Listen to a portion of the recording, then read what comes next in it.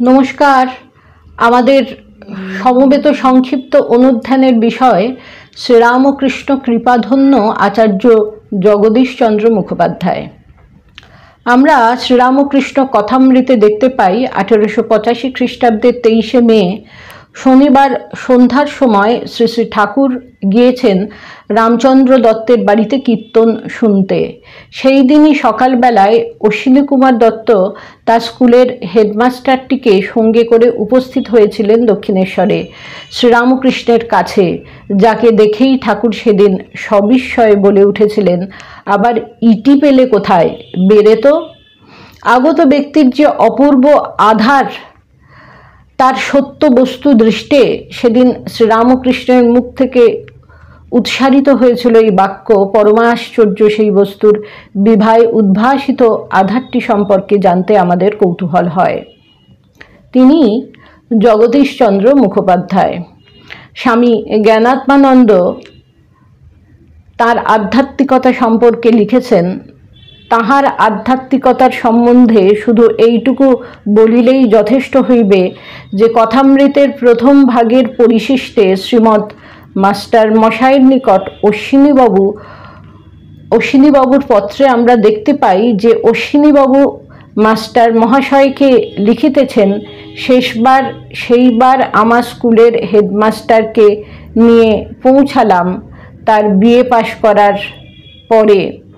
ওকে দেখেই বললেন, আবার ইটি পেলে কোথায়, বেরে তো। স্বামী জ্ঞানাত্মানন্দজি লিখছেন, তাহার বিএ পাশ করিবার পরে অশ্বিনীবাবু তাহাকে আর অধিক দূর পড়িতে দেন নাই ও উহার পরই একরূপ জোর করিয়াই তাহাকে তাহার স্থাপিত ব্রজমোহন কলেজে লইয়া আসেন ও সেখানে প্রথমে তাহার স্কুলটির শিক্ষক পদে নিযুক্ত করেন। অর্থাৎ অশ্বিনীবাবু তিনি জগদীশচন্দ্র মুখোপাধ্যায়কে বিএ পাশ করার পরেই তার স্থাপিত ব্রজমোহন কলেজে নিয়ে এসে শিক্ষকের পদে নিযুক্ত করেছিলেন।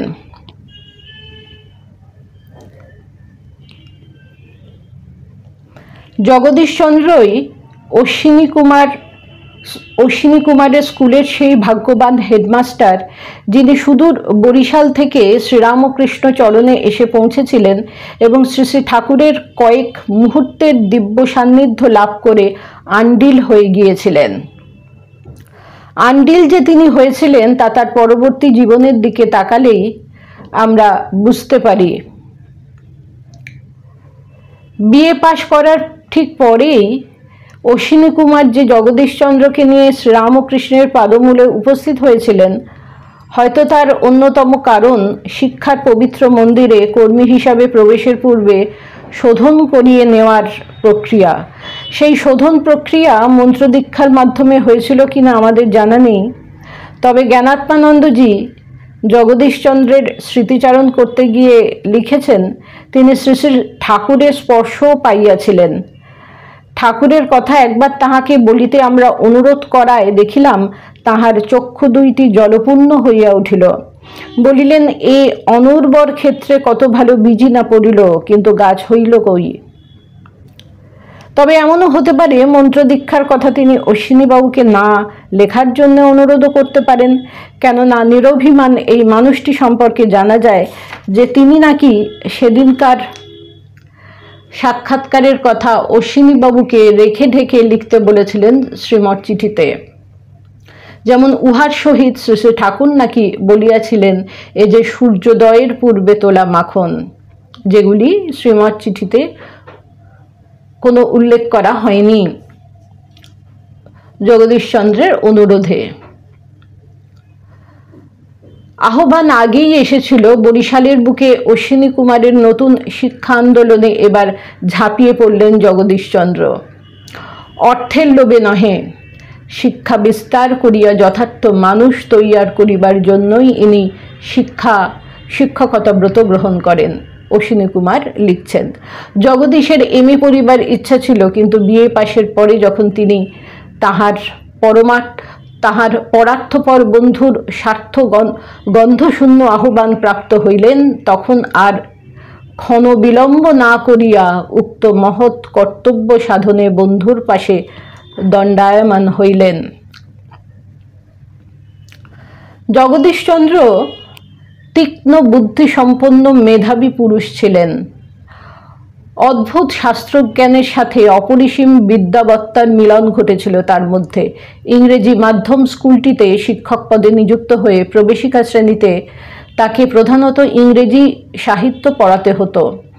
ততদিনে স্কুলটি দ্বিতীয় শ্রেণীর কলেজে পরিণত হয়েছে। তখন বিএ পাশ করেও কলেজে পড়ানো যেত বলে তার সঙ্গে তাকে ইন্টারমিডিয়েট ক্লাসেও লজিক এবং সংস্কৃত পড়াতে দেওয়া হয়। পরে বিএ ক্লাসে জ্যোতির্বিদ্যা পড়ানোর ভারও দেওয়া হয়, অ্যাস্ট্রোনমি। স্বামী জ্ঞানাত্মানন্দজি লিখেছেন, আবার কখনো কখনো বা তাহাকে নিজে পড়িয়া অ্যানাটমি সম্বন্ধেও ক্লাস লইতে হইত।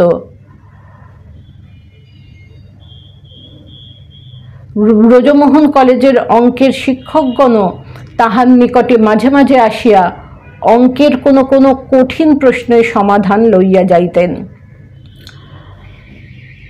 এহেন তীক্ষ্ণ বুদ্ধিসম্পন্ন মেধাবী জগদীশচন্দ্র কিভাবে শ্রীরামকৃষ্ণের পদপ্রান্তে এসে তার জীবনবোধ পাল্টে গেল, সেটি আমরা পরবর্তী পর্বে আবার আলোচনা করব।